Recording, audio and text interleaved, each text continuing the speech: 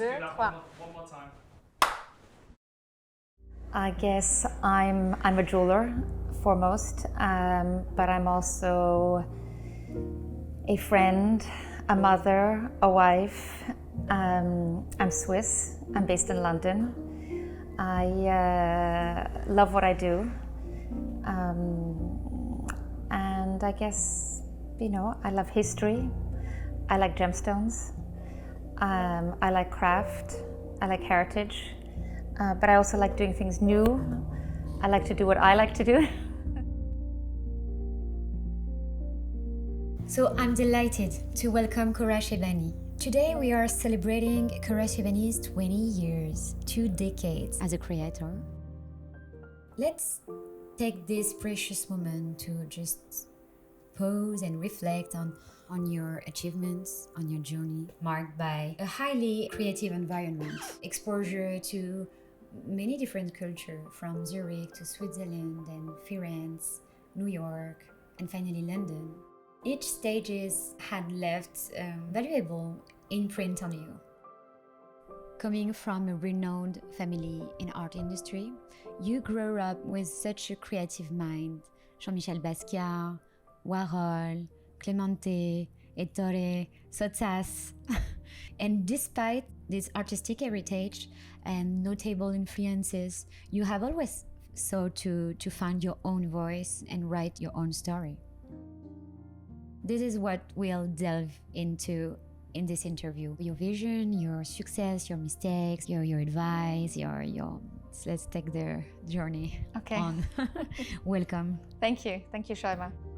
It's good to be here and good to talk, and I love talking to people that are equally enthusiastic about jewelry and all the different facets that make up that world. How does it feel to have devoted 2 decades of creation and making jewels? It's quite amazing. So a friend of mine had a book came out after she did 10 years of worked in textiles. And I thought, wow, this is quite nice. And I realized soon it will be 20 years for me. And I decided what better way than to mark 20 years of working in one field and dedicating time to, not giving up, I think what it is, than with a book. I think originally I was thinking of becoming a packaging designer or graphic designer. So books is I love books. My mother made books. I collect books. This is only part of a selection of the jewelry books I own. I've always made, even my first catalog is more of a book than a catalog. So it's a big thing for me. So it was a great way to have something tangible as a record. But it is quite amazing that 20 years has passed. I had children very young, so I started my business 5 months pregnant, very young, very naive. I'd never worked for anybody else, not in any field, let alone jewelry. So we talked about this. I made endless mistakes. I probably wasted a decade in making mistakes. Having said that, I also had 2 small kids, and for the first decade, I definitely, I worked part-time. And it was a slow process. And I guess because I didn't have time to dedicate to my work fully, it was slow going. And in a way, maybe it also made me more patient because, I couldn't work full time. And, when you start out as in a creative field, it takes so long for people to know who you are, recognition. Also being young as a woman, people just think, oh, this is some girl, this is a hobby, it's passing, very nice, but they don't think twice about it. Those people who actually supported and bought from me in the early days are people a bit like me who believe in their own taste and don't need the general public to endorse something to think it's good. And I'm very grateful to all of those people that, one of them actually passed away not too long ago. And it was, those are the people that really... Who is it? I'm not going to say. Okay. I'm private. He's a very public, he's a well-known person, but I don't feel, I'm very private in my work, and I respect the privacy of my clients too. And so unlike other people who like celebrities to wear their jewelry and things, I'm very personal, And I think, I have this small office in London. I want to be anonymous. I don't want people to know where I am.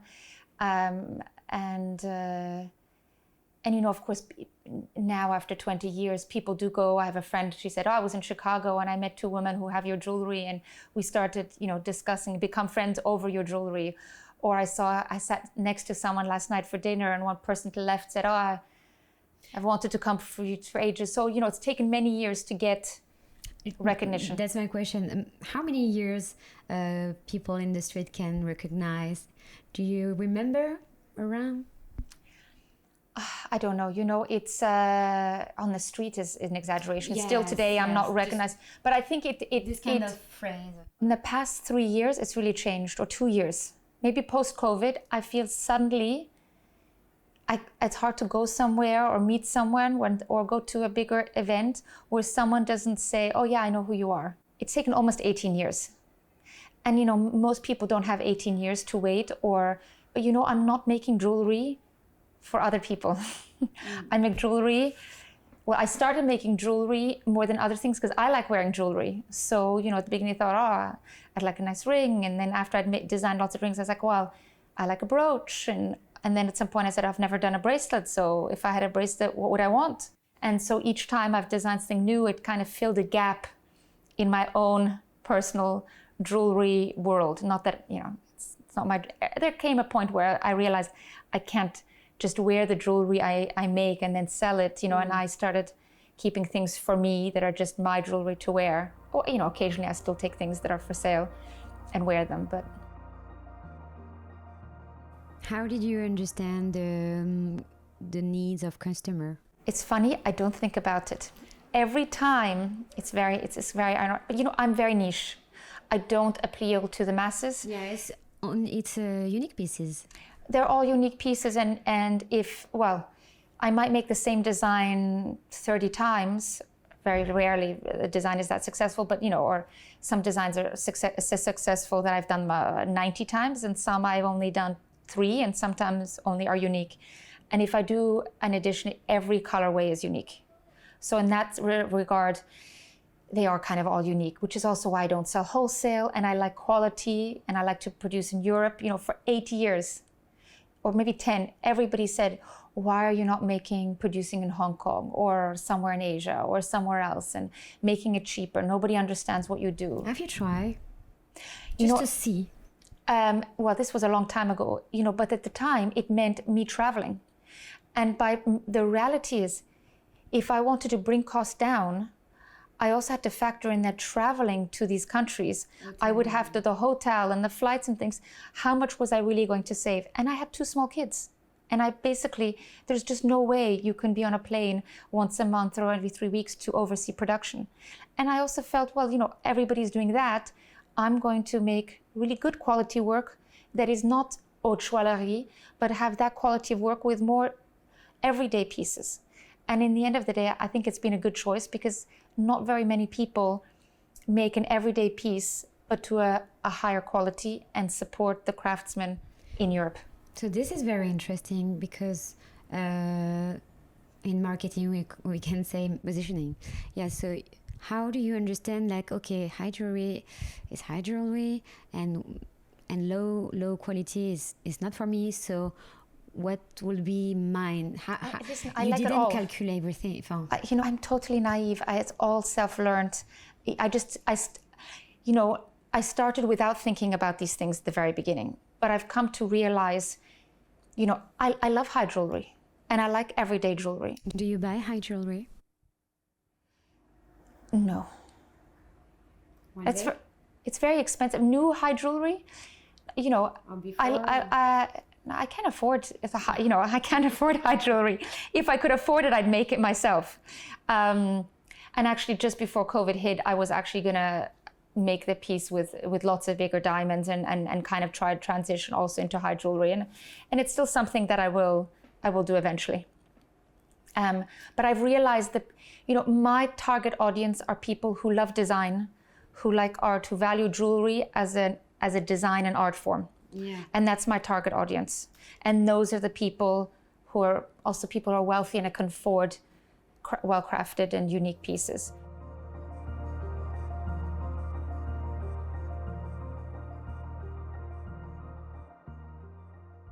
It's not that I don't like mass production. It's much harder.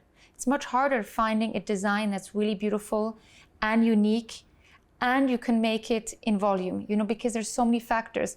My business is too small. By the time I spend money on production, the margins, the development costs, to make a mass production piece, you have to produce such high volumes to cover those costs. As a small business like I have, it's impossible.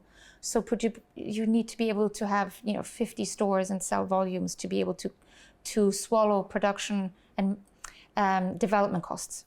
But it was a question at the time, like, okay, do I want to be on the department store? When I first started, let's say the first 3 years, I had no clue what I was doing. And I just did what I liked. And then if someone approached me and said, let's go and what you do is a bit like haute couture, but you need to do like a pret-a-porter kind of thing, and I'll help you, and you should really do this and forget what you're doing. I mean, it's all nice and good, but if you want to make money, you have to do more mass production, and I'll help you. 6 months later, 9 months later, I made prototypes, and I came and I said, listen, I've got all these prototypes, I've made one-offs, and we could do it. And then he told me, well, I actually, I have these connections, and he thought I was going to oversee production, and I thought he was going to oversee production, and neither of us wanted to manage production. Because I had 2 small kids. Well, there's just no way you can travel and do all the things, and I'm a creative. Managing production, I can do it, and I've done it, and today, if I'd start all over again, because I've made connections over 20 years, I'd know where to go. But at the time, there's just no way I wanted to travel and oversee this kind of stuff. In your book, you share how you evolve over the time and with transparency. With transparency. With transparency. You mean I don't hide things? Yeah. You share like, okay, I was young, I was part-time. Oh yes. We ask the question, production outside or abroad. The reason I share a lot in my book, which most jewelers would never share, is for 2 reasons. One is when I read, which is the reason I chose William Grant to write my book, is because when I read the book about Andrew Grima, and inside he names the names of the goldsmiths and the stone cutters. And I was like, really? oh, but I know this goldsmith. His son is an artist, is a friend of mine. Oh, is the stone cutter that did with Grima the Omega project.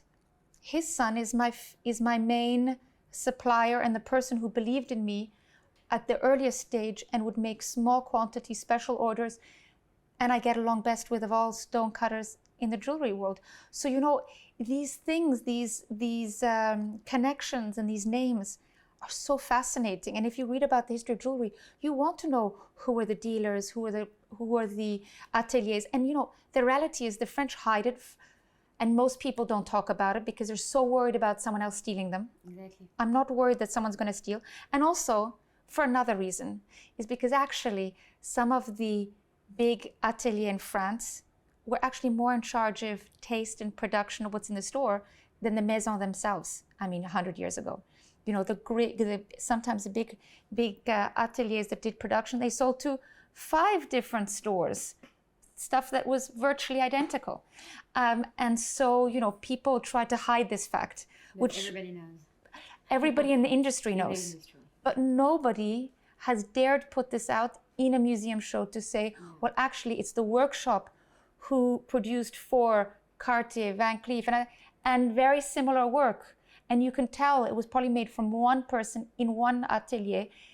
And actually, in a way, this person would be fascinating, but nobody wants to say the name of this person. That people outsource workshops 100 years ago or today, I think that's normal. I think, nobody, it doesn't matter. Well, it matters on a different reason because they're undermining their future labor. The problem is, I think in Paris, I was looking into working with different workshops, and the more I understand the way Paris workshops work, it's very sad that, I don't have my own atelier, and a lot of shops in Paris have a small atelier, which is a show atelier, but they don't actually produce very much. They charge the person in that workshop higher than average wages, which makes all the other big workshops that actually supply them jewelry have a very difficult time, because their best people are then, that they teach how to become a goldsmith, are then poached by their clients to be showmen in their small atelier on the premises, when 90% of the stuff is made by independent atelier who struggle to manage prices and production, because the people they train and that are really good leave. So in a way, they're undermining their future ability to supply the workshops with great jewels by kind of stealing some of their best people by overpaying them in their show workshops. I think it's a big topic, and we have to find a solution, a new talent, a new jewelers, because like it's increasing the production of jewelry, and the master are very few and rare. But you see, because masters today, most people that are good jewelers want to become independent and feel like they can make it on their own. They get lured into positions to make jewelry rather than being at a higher price. You see, you've got a, on Place Vendôme, they might have a small workshop where the client can come and see it. Yeah. But they pay those goldsmiths more than everybody else. So those people then don't work in a bigger studio where they can learn to be at a higher level. I mean, in England, I don't produce in England. Yeah, this is one of my questions. Like you manufacture a little bit in Switzerland with mainly Switzerland. Yes, with Sebastian Fassler. Yeah. You talk about him a lot in Yes. your book, and you try in London, of course. I'm sure there are some good people in London, and I know, but I have not come across people that have time and want to make something new and challenging in England. There's a big industry of antique jewelry and repairing that and redoing that, or doing things in the old style. And there are very few people who want to do something at a very high end, very clean, and something that's challenging, to make something that they don't know how to make. Like is out of the box. People want something easy where they can make money and do things. The idea that making something which is challenging and new, it's not in the culture. It's not. No. I mean, yes, I'm sure there are. Not anymore, maybe in the history. Yes, but also they're not perfectionists. And a jeweler, I was talking last week with a jeweler, and he said, I'm a Virgo. He said to me, I'm a Virgo and I'm super perfectionist, and it's tiring, but for my job it's like a very important skill. But you see, the English don't understand. But it's fine, because for not everybody wants things that are perfect. Because in a perfect setting, you see mistakes and the cost is higher. And sometimes you just want something more casual, more about texture, not about perfection.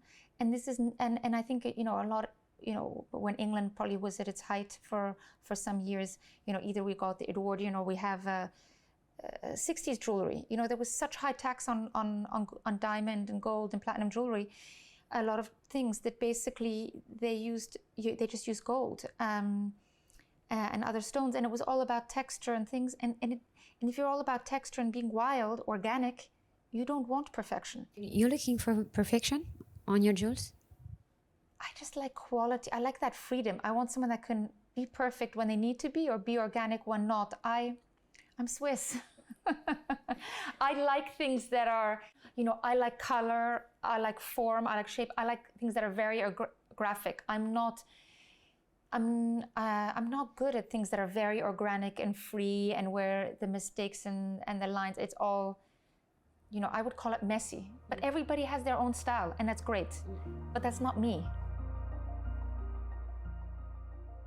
Let's continue on that topics. Why don't you manufacture in London? There aren't many workshops. They're more about time and getting things right than necessarily quality. And I think just my aesthetic in a way works in Switzerland. And I started off with one person, and he was very interested in problem solving, but also making really good quality work.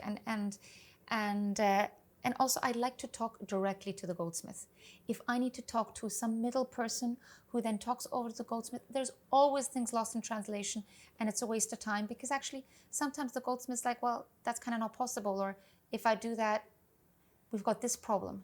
And so the speed and the waste of time if you've got a middleman is huge. How long does it take you to understand that London won't be enough for me? How many jeweler workshops did you try to get your opinion? Well, it was very hard to access workshops. I never worked for someone else. And like you said, everybody keeps their who makes their jewelries a secret. Nobody wants to share. It's like, till I realized this is the secret for everybody. You want to figure out where to make your pieces, you ask the stone dealers. Because of course the stone dealers work for the jewelers, but they often supply directly to the workshops. So all the big stone dealers, they all know the main workshops and at what level and what might be right. The stone dealers always want jewelers like me, to produce more jewelry, because then they can sell more stones. And so actually the trick for everybody, if you're a new person on the block, you go to trade fairs, you make friends with stone dealers who share your aesthetic, who you like, or who are willing to work with you. And over time, they will then also help you possibly with the workshops, because in the end, it's in their interest. And nobody will tell you this. But in the end of the day, if you have a good person, I revealed in my book, my main person, the person who develops everything with me, because you know what, in the end of the day, he's not going to leave me to work for someone else. We've got 20 years of working together. Is he going to go off and take a big risk because someone's going to pay him more? There is less stones and a lot of jewelers. I think that's the problem also. So you don't want to share like the best stones to everybody. The reality is, the best things, if it's art or if it's a gemstone, these are things done privately to the people who are your good customers. These transactions happen that way. But I'm saying, when you start out as a novice, we're not going to buy the most expensive or rarest stones. It's super hard to buy stones for a creator. It's like another level of making jewelry. You have first the bijouterie, and after you have like with stones. And well, only France has this. Yes, it's true. So reality is, France has this hierarchy with jewelry that everywhere in the world thinks is absolutely ridiculous. So no, because I remember I was insulted. I wanted to find another person to make my jewelry. And so I had a lot of people in Zurich or around in the German-speaking part of the world who made my work. But then someone said, go to Geneva, they're good. It's more expensive, but find someone. And I remember being told in one workshop, mais madame, vous, nous fait les joailleries et vous fait le bijouterie. C'est pas pour nous. And I was insulted because I said, I didn't understand. For me, I was like, I want this quality, but I don't care if I'm setting a diamond or a piece of lapis lazuli. I want the same craftsmanship. Today, I understand realities in France. Jewelry is basically, it's the stones, it's the high jewelry where it's really about the stones. But the reality is, in the jewelry industry, it's always like that. The money is made with the stones. So the money in the jewelry industry is made with the gemstones. That's where the bigger money, the margins are really at. Really? I think so. But if you want to make big money, you have to work with big stones. It's a natural progression as a jeweler to use more and more stones, because with a ruby, you can turn a ring from being 5,000 to 5 million by just changing the stone. Yeah. And your margin as a result becomes, you can survive as a business. You can make your turnaround by selling one piece, whereas the other one you'd have to sell, 150. And so what's the name of your dealer, gemstones dealer? Oh, I work with many people. I don't have one dealer. How many dealers we should give advice to creator? I think reality is... Because after it's a lot, no? No, and I think reality is, after a while, you have to go to people who share your aesthetic. Cutting gemstones is a bit like making a salad. You like certain dressing. You like the dressing with mustard, or you like the dressing with just olive oil and lemon. And the reality is, the gem world, for most people that don't look at gems all the time, they think it's all the same. But the way you cut it, some people like a lot of facets and busy and brilliant, and some people like it simple, and some people like a lot of color, and some people like everything subtle. So You have to go to those people who you can afford and also who share your aesthetic. And, you know, in which jeweler do you like most of the stones? You can go online, you can sift through online and Instagram, and you can go to trade fairs. I mean, I think there's still something to be said about a fair and looking at a lot of things. And what, just to finish this, what do you think between the work between Switzerland and France? Yeah, so workshops in different countries. I think like I said, I was invited to do the Confluence, Confluence, which is a bit like speed dating between designers or makers and workshops. It was absolutely fascinating, and I realized that my French is good enough to work in France. You know, because in France, you know, like in Switzerland, you can at 16 learn a trade. You can, you know, finish your schooling and learn a trade, and you can go to a place where they will teach you your craft, and then you can go to another place and learn more specialty, and then you can actually also find a job in this field. England got rid of apprenticeships. They all thought everybody should go to university, and this ability to learn a skill from 16 or 18 already is virtually non-existent. Which is very sad, because the idea that, you know, doing a manual work is not valued to the same extent in England as in Europe. But, you know, France is big. It has big workshop. It has big jewelry companies that have supply lots of things. In Switzerland, it's like a miniature. There are many people that are goldsmiths that work all alone. A workshop in Switzerland, you know, many workshops, it's 1, 2, maybe 3. You know, as soon as you have a workshop that has 5 benches, or even that you have in one workshop 1 person that polishes, 1 person that sets, 3 people that make, it's very rare. Or that you have 1 person that just polishes. You know, like the idea that you have someone else that polishes, then makes the polishing and making your jewelry is not the same, is crazy. You know, if goldsmiths do not polish their own jewelry, they don't know how to prepare the piece to be polished. A jeweler that doesn't set his own gemstones will prepare a piece or make something that makes it complicated for the setter. And so it's taken me years of understanding, you know, all these different jobs. And I'm very lucky. Sebastian Fessler, who works for me, there were no setters nearby, so he just taught himself. And then, you know, it's really another job. And polishing, there's no one to polish. He polishes himself. But you pay the same quality for someone who can make handmade screws and the whole mechanism by hand, as well as to polish, as well as to set, is the same person. But it used to be like this in France, like the jeweler, yeah, the goldsmith has changed by the time. Now, in the big houses, now it's like segmented, but before they used to do the whole jewels. Yes, well, you know, I think it's much harder to learn all the steps. I mean, polishing is like a gemstone too. You know, in the end of the day, the difference at the very end, at the top, is the polishing. It's kind of magical, huh? After the polishing a jewels, how it just brightens up. I know in a diamond, I mean, the difference between a sapphire and a tourmaline is the ability to polish at a higher level. You know, today, a lot of jewelry is designed on 3D and CAD, or partly printed, or a lot of it printed and very organic in shape. But you and I, who are in the jewelry industry, know exactly what pieces have been drawn on a computer versus those pieces that have been handmade.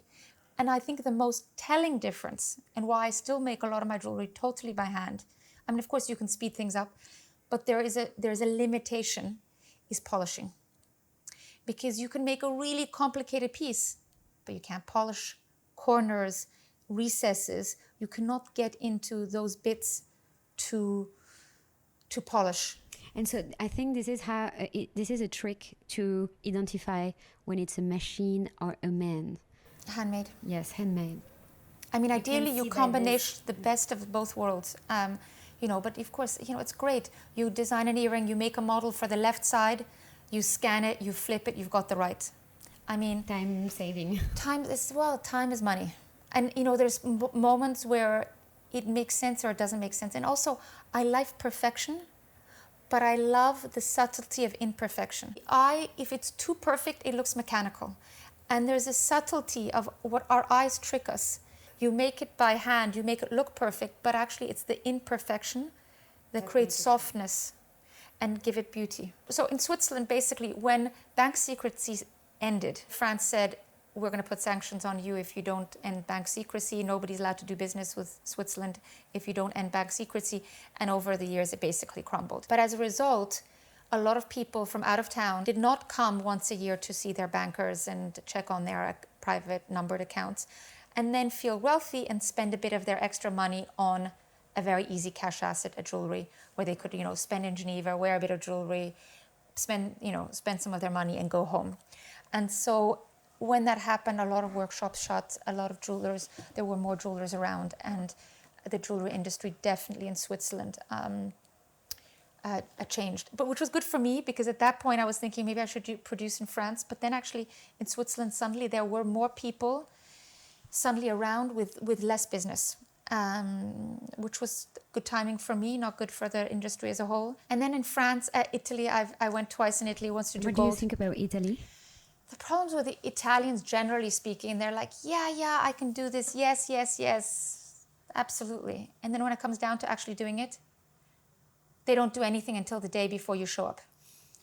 And I think they have a better inner jewelry reputation. They have more reputation of stealing ideas, copying ideas. I know some of the art schools, they basically teach the students to take something from a high jewelry and rip it off and make their own version.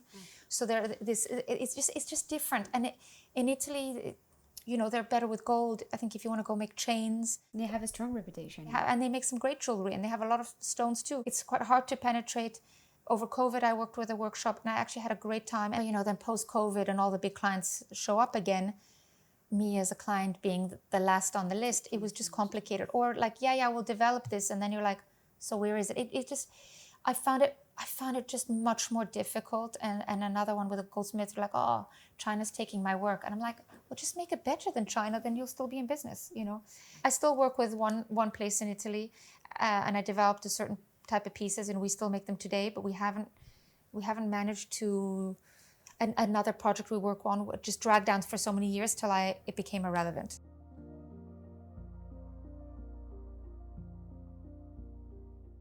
What changes have you seen in yourself and in the industry since you started out and from now?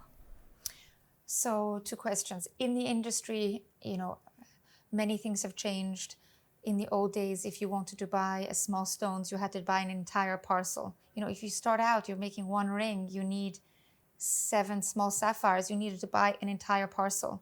So the amount of money you needed to start out was you needed more. And today you can call up companies and say, I want 4 stones by 3.2 millimeters and 6 in this by this. And it's just much easier. Stone dealers have more contact to designers. There's less middlemen.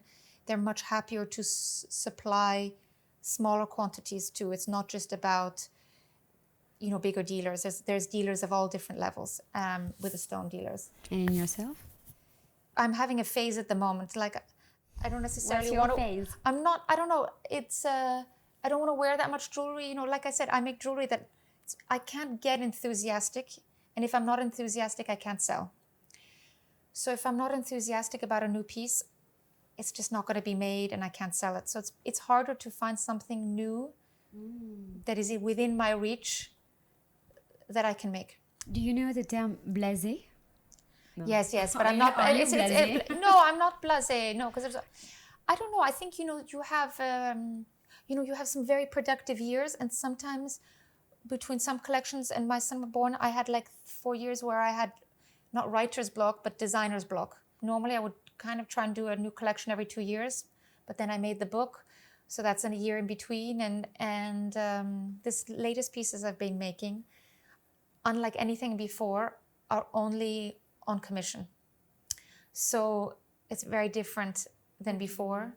So I won't make a piece unless someone commissions me to make one, because each piece is memorabilia.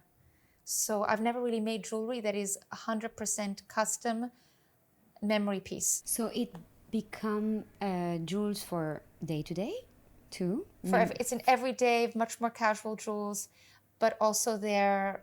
So it changed, no? Or it's still for every day? Oh, totally. It's okay. More casual, maybe more casual. Okay.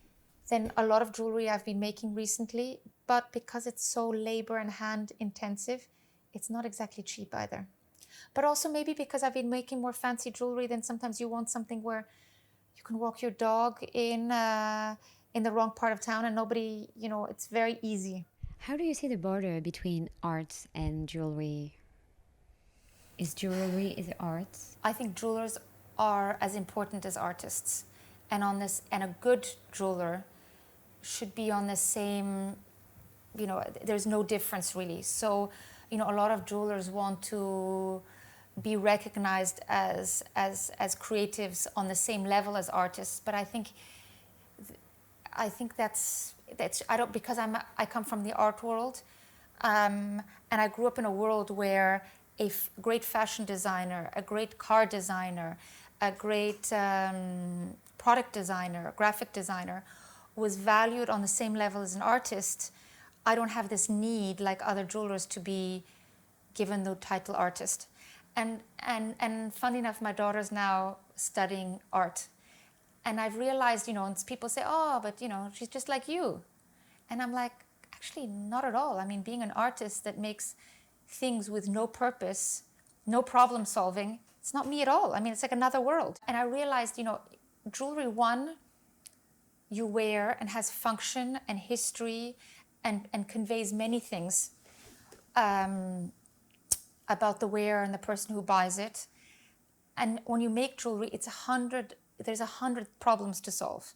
How do you make it look the way you have an idea? How does it work on your budget? How can you set the stone right? How can you make, there's 100 things, that you want to make this jewelry, but it has to be comfortable.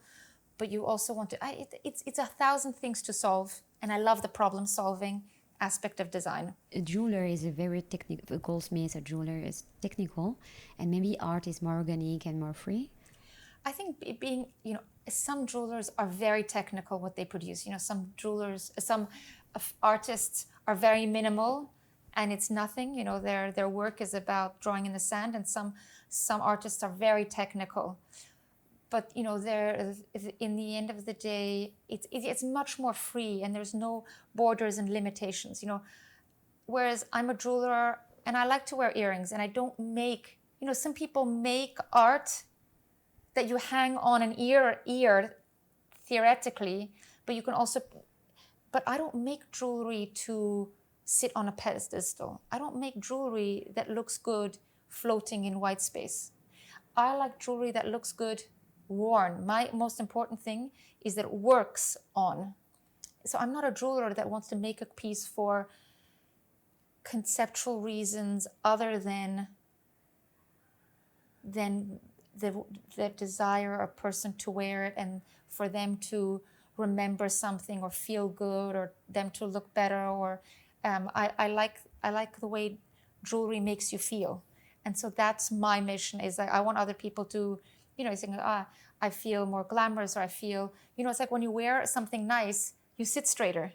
Or when you put on makeup, you put on jewelry, the way you hold yourself, the way it makes you feel. And actually that's why I make jewelry. So I don't make jewelry for some abstract conceptual, of course, there's always conceptual ideas that I bring into my jewelry. I like fluorescent stones. This is and bringing that into jewelry is very conceptual, but in the end of the day, I don't just like the concept. It has to work as a piece of jewelry on its own as well. So I like that, that concept. And so in the end of the day, there are many jewelers I absolutely admire. I don't think they need to be called artists. I think it confuses people. It's very interesting, your answer. Thank you very much, because for me, it was art, but I know you come from like art with a big A. Yeah. And so, your point of view is really insightful. There's so many great jewelers. In the end of the day. But I have two questions for you. Okay. So how do you feel when you wear jewelry? Is it different when it's yours and somebody else? Maybe it's different. No, actually not. If it's a great piece of jewelry, I love wearing jewelry. And I like wearing other people's jewelry too, but I don't wear it very much because I kind of need to wear my own. I need to advertise it. I need to show people what I wear. So how do you feel? Normal. Really? If I don't wear jewelry, I feel naked. If I forget to wear my jewelry, I feel naked. This is your basics. It is you. Without Without jewelry, I feel a bit naked. But I'm also not the type that wears more than one ring on a hand. And, you know, I can walk out in a day and not wear a necklace or a pair of earrings or whatever. It's not. But generally, if I wear nothing, I feel, yeah, like I've walked out the house without my underwear on.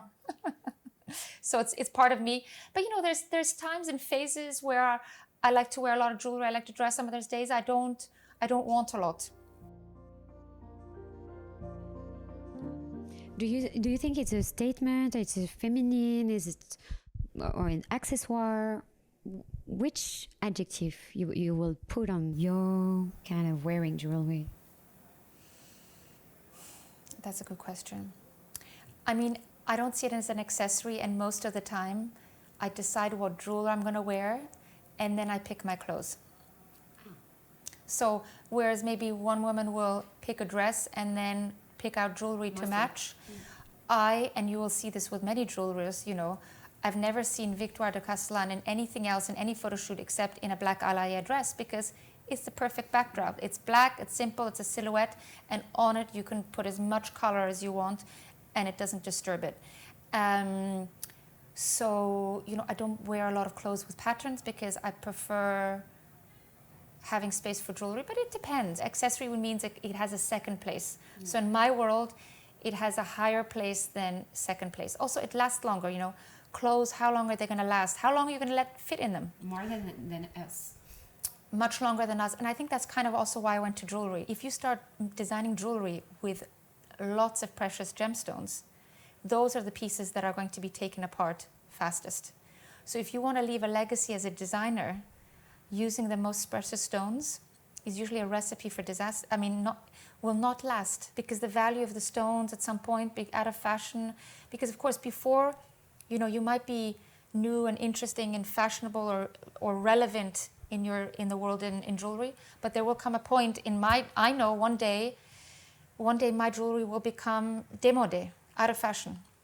But that's a good thing, because otherwise I will never represent my era. I'll never be relevant for my time, because otherwise I will be timeless. I will talk about that after. Anyway, so for me, it's very important also to make pieces that exactly will not be taken apart, partly because that's why it's great to make high quality pieces and not in some other country for cheaper, because pieces that are not remodeled are the ones that are very well made. And if you only use really expensive stones, chances are, again, it will be taken apart. Yesterday I was at Sotheby's, and we had the chance to wear a tiara. And the chairman was saying, my concern is just this pearl cost blah, blah, blah. So I'm afraid, like a dealer, just take it apart and... But you know, is the tiara incredibly important for that period and that era? It's a piece of history and it's relevant. How many tiaras do we need of a certain period? Pearls are very rare. You make a tiara. I made a tiara for the first time. I needed a new challenge. I wanted to make a new type of piece. I'd never made a tiara before. It's kind of modern, no? Well, the thing is, one again, like from the beginning, the first bracelet I designed was reversible. So I thought, if you're going to make a tiara, it only makes sense if you can wear it as a necklace and a tiara. And then to be a bit more modern, I also made a tiara that's more like a halo, like the halo tiara or a headband, rather than here, which means it's more accessible for today's hairstyles. And it's because I had a necklace, and one day I thought, oh, wouldn't it be fun to have a tiara, and I put it up, and on Instagram I said, hey, who thinks, what do you think, should I make a tiara? And everybody said yes. And then when it was the coronation of King Charles, and I thought, actually, this is the moment, everybody's going to wear tiaras, which of course didn't happen. So I decided to make a coronation tiara too. In your book, you share something about your first exhibition, and it was like, I don't remember, but maybe you didn't expect, you were expecting more, and your father said, don't worry, my first exhibition also was, I sell something at 43 Swiss francs. and you say, oh, he's encouraged me, and this is the first time. So I finally decided I needed to expand my world beyond London and Switzerland, and I should really go to New York, because I guess for me also the art world's in New York, and I knew people there, and so I thought I should really bring my jewelry there. And so I did a show. It was the wrong part of town, of course, the wrong time of year, and also Lehman Brothers went bankrupt 2 weeks earlier. So it was a disaster. And I did the show, and I spent so much money on the show, on place, and this and that. And in the end of the day, I sold 2 pieces. I sold nothing. But you know what? It just didn't matter. And today I know, and it was very encouraging. My father said, I did this, this show of pop art, but nobody was interested in the mid-60s. So, and in the end of the day, people need time. And every time I launch a new collection, the first time people see it, they don't always get it. They don't always see the value. It takes people time to see something new, and then, if it's a lot of money, they see it once, then they're like, a year later, they're like, I'm still thinking about that. Actually, I really want it. Yeah. Also the relation with your dad. In the book, it seems like that was the first time he encouraging you in the jewelry industry, because or your choices of... one of the earlier pieces I did, the first time I decided to use more gemstones, make more jewelry than bijouterie, he's like, oh, this looks very Art Deco. Or something else, he said, oh, this looks very influenced by this. Or this is this, or like the most dangerous thing for a jewelry designer is really hard at the beginning. Because of course you see lots of things and you see your own influences, and you're not sure where to go, and you make different pieces in different styles, and you kind of you try to find your voice. Everybody has to stay true to themselves, and this way you're going to have best success. If you overthink it and you over worry where is the right place, you never go anywhere. How did you find your own style, voice in terms of creation? Not giving up. Still process? I think it's not giving up. It's staying true to yourself and your vision. And that's what people want. People want a certain vision and style. If you try to please everybody, you actually appeal and please nobody. Which step are the most significant in your career, if we have to pick up some big turning point? No? I don't know if there are big turning points. Okay. I don't know. Or of big course, mistakes, or big fear, or big success. I think, the reality is sometimes you spend money, you do things, the cash flow is crazy. You have to have the stomach to say sometimes you think you're going to sell something, you produce a bit more, and then suddenly you run out of cash and you're like, oh my God. And I've left 2 shows and said, I can't pay my bills. Let's hope for the best. And you leave and you just pray that it's going to be okay. And so I think you have to have the stomach for, a roller coaster, in an entrepreneur. It's not, you don't go into the jewelry business or to make money, because it's just, you need too much working capital. I like to ask, sorry, it's Yes. not very poetic, but I like to ask the amount of money we need to start. It just depends what you're doing. I know, but something like your activity. I don't know, actually, because I started part-time. And I started 20 years ago. But for the a gold young price woman, was different. Average. I don't know. Are you going to start making silver jewelry? Do you want to use gemstones? Are you going to start making jewelry that's all out of plastic? Are you going to make it by hand? Are you going to produce in Bangkok? Are you going to produce in Paris? I don't think there is one size fit all. And actually, another thing is, it's best not to know all the details, because otherwise you'd never dare starting. One of the things you haven't touched on is customs and bringing jewelry across borders and careers. This is a nightmare. It's super difficult, because to get, there's the world of carnets and temporary exports and stamping, hallmarking, and when you first work with these companies, again, they want a guarantee and they want something else, because, the paperwork you need to ship something abroad or insurance, it's a nightmare. I think what a jeweler should, at the very beginning, focus on a smaller market. How did you discover about yourself during this journey? I think looking back, it's self-belief, belief in my own taste. I think also thank you to my husband, who always believed in me no matter what happened. And actually I have to say, about 5 years into working part-time, I almost gave up. And actually there was a point I was like, this is it. I'm not a good mother, I'm not a good jeweler, I'm not doing anything right, I've got to stop. And I actually, it was a 2-3 month period, and I thought, I'm just gonna sell the rest of my stock and that's it, and I'm gonna move on. And so I then did a fair to sell my jewelry, and there for the first time I sold pieces, my most expensive piece, to a person I'd never met before. That couple have actually become good friends of mine, and they've kept on buying throughout the years. And I did not know, that was a turning point, because then I realized I actually can sell beyond family and friends.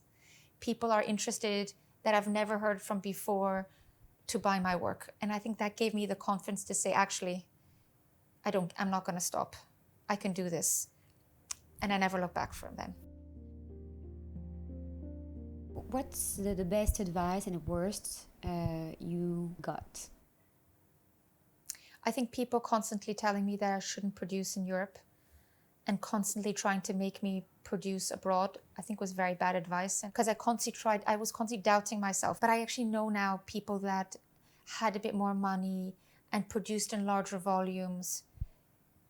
They came to me a few years later and said, oh, I wish, Cora, I was doing what you were doing. And so I'm very glad I decided to just make more unique pieces in Europe at a higher end, and not make pieces that allowed me to sell wholesale. It meant a much longer and slower start, and building a business took 10 times longer. But it gives me freedom to be much more creative. And how part is your business side and creative side, how they cohabit? It's very hard to balance. Originally, I was doing everything myself, and then someone called me up and said, oh, do you need someone to work for you? And I said, I can't afford someone beyond a part-time PA to work for me.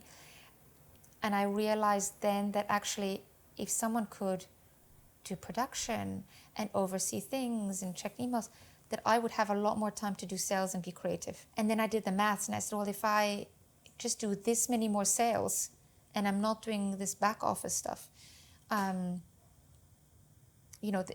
person who works for me would pay for themselves.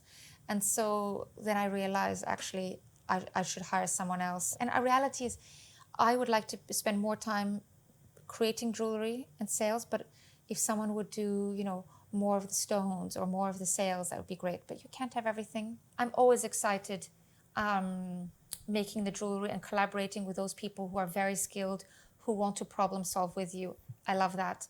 But you can work with a team, you can do other things. I've had interns to draw and help me a bit. I like change, and that it's not every day the same. So if every day the only thing I did was all day draw, maybe not. But who knows? It's never, nothing's like that. So your entrepreneur side comes from your mother or your father? Father, for sure. I think both. Both. How? What do you have from them? My father is a dealer. They're both very visual. Both my parents are visual people. I come from a visual family, so I do a visual job. And then, my parents also love history and learning. And so my father doesn't like to explain why he does things or why certain things, because he's such a visual person. The idea to need to explain things is not his nature. And so he likes to work with people that are by nature understand. So whereas maybe that about explaining and being more inclusive and sharing your passion is definitely from my mother. My mother's much more vocal. I can also be very direct, and I think that's from my mother. And where is your customer? You say in Europe? Or? I have a lot of customers in Europe, but I'm actually about to go to Malaysia to do an event in Malaysia. So I think I have kind of customers anywhere. Yeah. It's just about them finding me. I don't have a shop. I don't want to be robbed. That's a big question also for a jeweler. Shop, not shop. No shop. Not seen, yeah. How is a shop? Do I have to worry that someone's going to point a gun at my head? It's horrible. Sure. I read something where you say that on an article. And what about the English, British, or London culture. Can you tell us about how is just describe a little bit? The historic center of London is called the City, which is not here, which is further east. And this is why it's called the City, because it was the original center of London.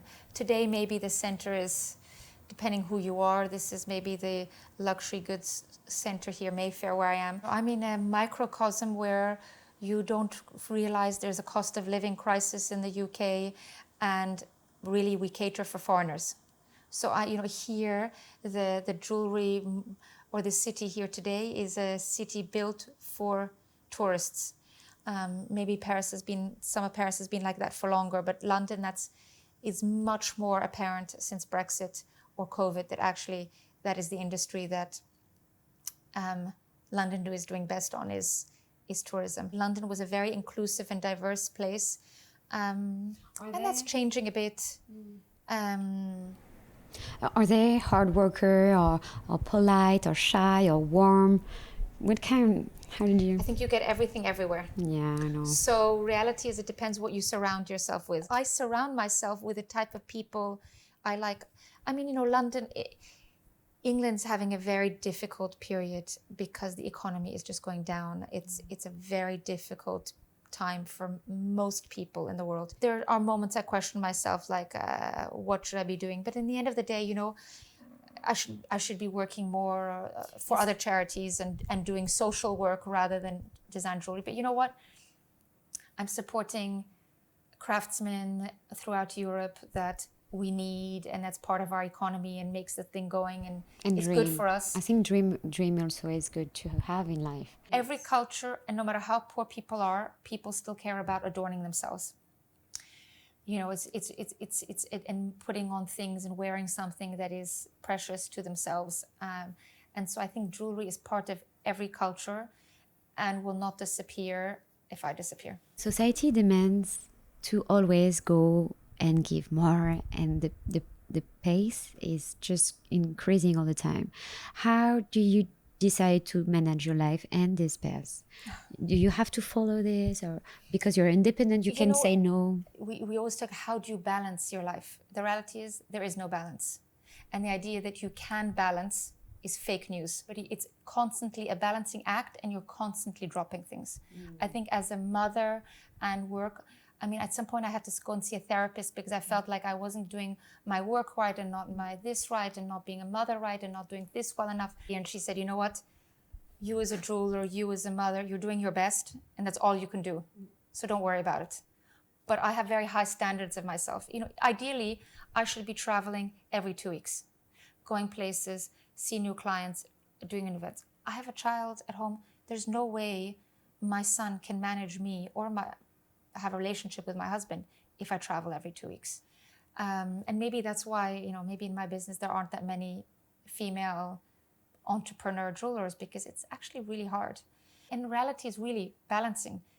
It doesn't work, like I said, I have a nanny, but she leaves at a certain point. And then even if I do have a nanny, then your child says, where are you? I haven't seen you. And that makes you feel bad. Other things happen. And if you have 3 kids, you're pulled in, my daughter left for Vienna this morning to do an exchange for her university. She was up at 6:30. Actually, I should have gone and traveled with her, even though she's 20, because actually it would be the right thing to do. But, if I didn't work, I would have driven by car to her so she could take more things along and her instruments and driven back. But I don't have the time for that. And also, there comes a point in your business, you end up paying more for childcare and help to remain in business than you can make. And I think many women don't know that. Women who want to remain in the workforce or remain in their career, there's a time in their life where they have to pay to remain working, not earning. Some people have a great balance, although I don't know anybody that has the balance perfect. I think that's fake.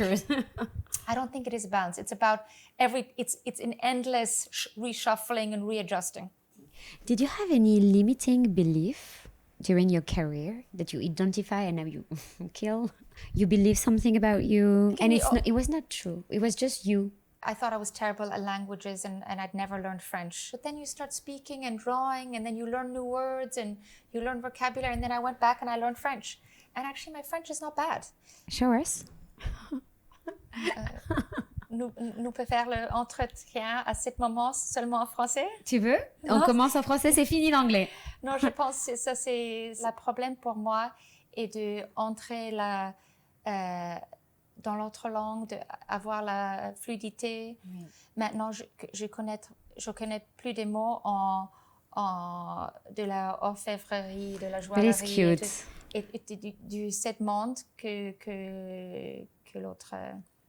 dans les autres. Something to finish, very important. We discussed earlier, and you say something that struck me. I'm not used to hear it. It's like timeless is not a compliment for me. I said, keep going. There's a quote that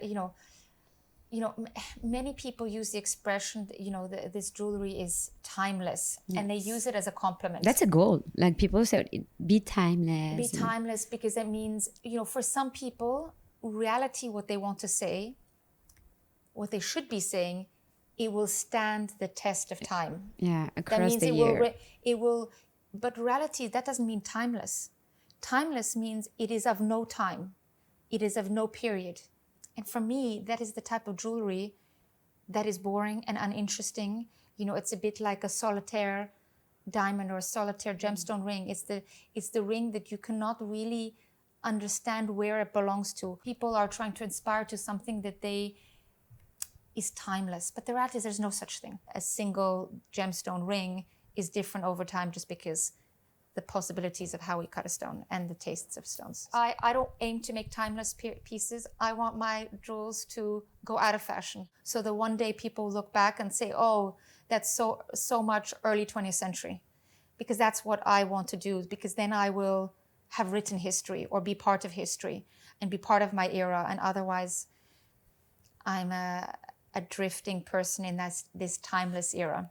One thing that I don't do in jewelry, I do not sign my pieces.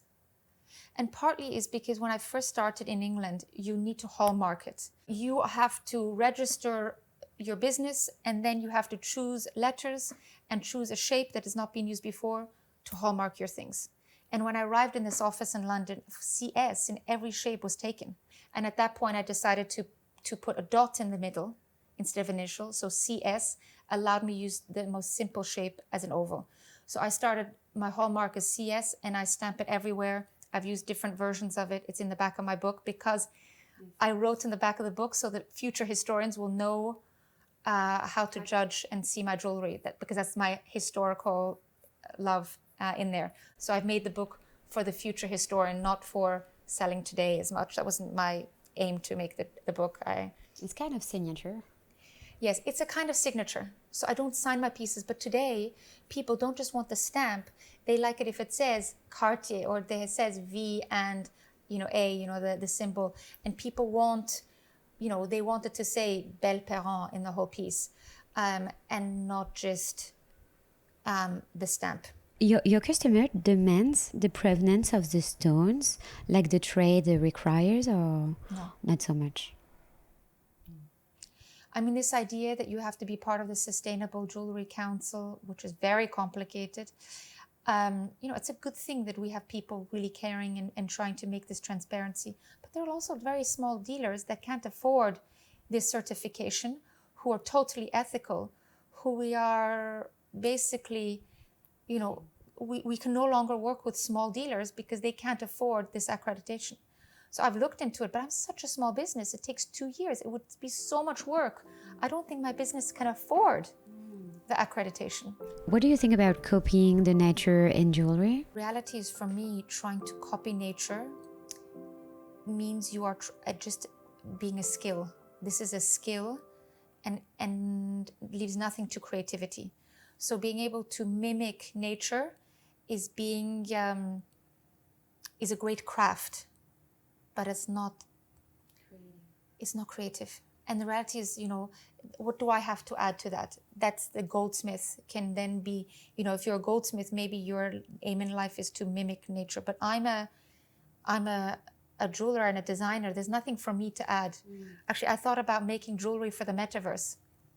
But then I realized my gift is to problem solve between an idea and reality. I have an idea and actually making it work. That being ability to make it real is my skill that I've learned over the years, having an idea and making it real. In the metaverse, which there are many, I don't have that skill to make it real. There's nothing I can add to that process. And so especially that made me realize, and also there's not one metaverse, there are many metaverses. And I just realized that there are that is a different jeweler that I'm not. And so also making things, copying nature. I like to be inspired by nature. I like to be inspired by an object. I'm inspired by a cloud, but it doesn't have to be the way perfectly as nature. I can be inspired by food, but when I make it too real, it becomes like a toy. I like being inspired by things, but I never aim to copy them. It's just not, it's not what I do. And I think there's other people, that are very skilled craftsmen and copy objects in nature and in a way it's a record of nature. One last question. You have 8 collection, 8 theme. I've made 8 collections so far. And one of them is glow and contradiction. What is your most contradiction and what's your advice to glow in life? What is my... I think one of the things that is a bit contradictory in when I work is that I feel that I'm very contemporary, and yet the materials I use in my work are very traditional. So I use gold, platinum, metal. Of course, I use aluminium, titanium now too, but I use very traditional materials to make what I feel is more contemporary jewelry. And I love color. I'm a colorist, although I've made a collection like Clouds, which is very monochrome. I love color. So when I read in a book that, rubies that fluoresce are more valuable than non-fluorescent rubies because it shows that they're from Burma, but then I knew that diamonds were less valuable than if they fluoresce. I just thought this was a crazy contradiction, and I decided let's just celebrate all fluorescence. It has to be fun, If I don't have fun, it's very hard. This, yeah. And you know what? A lot of people say, "Oh, your jewelry is so whimsical, it's so fun." And I think for long, it's so serious. when I first started in jewelry was very serious. Still, no? Fine jewelry was still very serious. I think it's changed.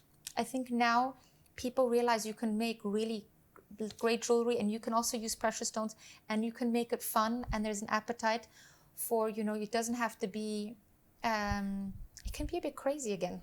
Boucheron. Yeah, is a good example. Absolutely. Is one of the first one to test and twist and no? Absolutely. The taking position. It's great to see a jewelry house willing to take risk. And reality is, if they really want to be relevant ongoing in the future and not just rely on their legacy, they also have to take risk. How do you glow in life? How do I glow? Yeah. I glow by wearing jewelry. Yeah, that's a good one. That's me. And what's your advice to glow? I think, people shine when they're happy. Or confident. Happy. I think people are allowed to be sad. But when they are... people are allowed to be sad. Sad. It's beautiful, yes?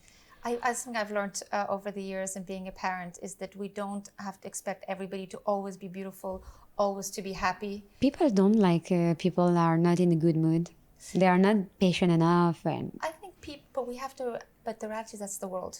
The world is with people that are sad, and sometimes it's a bit like sometimes people like to be social and some people like to be alone. And I think we have to give validity to all things, to every moment. And actually, if we're never sad, it's hard to experience happiness in the same way.